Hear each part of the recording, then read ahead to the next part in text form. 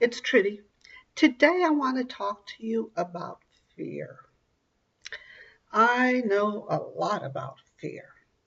I've had a lots of different experiences with it, and I would just want to share two experiences very quickly that may help you. The first experience was my first mentor. His name was Bob Cannon, and he was an excellent mentor. He was relentless, and I worked for Bob Cannon and I was a consultant for the Michigan Department of Education. And my job was to give funds to the school districts, and I was to negotiate for those funds for the school districts and some community colleges too. And he trained me for 5 months, and he was relentless, relentless. I had to know about the law, where the funds came. I had to be able to talk, and I was so fearful because I knew my business, but I was in a brand new arena. I had never done any negotiating. I knew the law, but I didn't know every sentence of the law, and that's what you have to do. So I was so fearful. I was so paralyzed with, with fear. And here was Bob, relentless. Let's go. Let's try this. And I had 18-hour work days. It was work, study, practice. Work, study, practice. And that went on. And the reason I had to work that hard was because I was facing superintendents. I was facing presidents of community college, and I was going to negotiate the services that the students were going to get. And so here I go. Oh, it was excruciating, the kind of training that he put me through.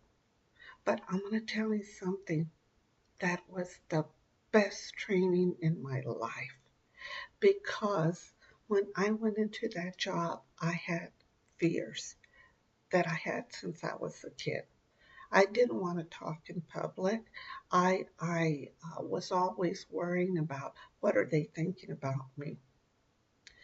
But one day he said something magical to me, and he said, "Trudy, you are helping minority and handicapped kids get services, and it's between you and the superintendent. If you don't do a good job, Trudy, the kids are not going to get the services." That's all he needed to tell me. I did not care how long, what I had to say, what I had to memorize. I had to become a skilled negotiator for those kids to end up getting the services that they needed. And I'll tell you, the first few times that I went out, I was scared than hell. But you know what? Bob gave me the confidence because I had so many 18-hour days of studying, learning, practicing. And as time went on, hell, I didn't care. I, man, I negotiate all kinds of stuff for kids. And my fear left me. I didn't care if I talked in a small group. I didn't care if I talked in a large group. I only cared that the kids got the services. I wanted those kids through the door, and I wanted to be in the classroom getting the services. So you do what it takes to get over the fear. I don't care what it is. Bob Cannon, I love you and I thank you for what you did for me. And another person that has helped me with my fears is my own mom. My mom was assaulted and left for dead in the year 2000. Um, this monster came into my mom's house and fractured my mother's face. That's right, fractured my mother's face. And my mother was clinging to life when my two little nieces, what were they, 9 and 10 years old, when they found my mother bleeding to death. And my mother is something. She's my hero. And the doctors did not give me any hope that my mother would survive because it was a horrible beating. My mother's probably lighter than me, and she looked as black as the screen all over her face. And I was not given any hope that my mother would survive this.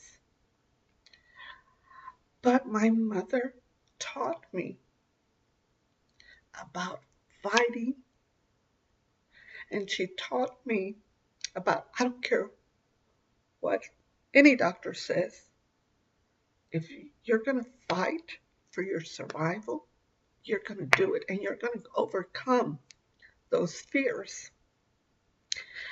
And I don't care what the fear is. And when we finally found the monster and we went to court, the doctors still didn't understand why my mother was alive, because the injuries were so massive. And she told me later, my mother couldn't talk, eat, or breathe. Um, she had to have a tracheotomy, and she couldn't eat. She had a stomach tube. And she told me that the only thing that kept her going, that she had to fight and overcome the fear.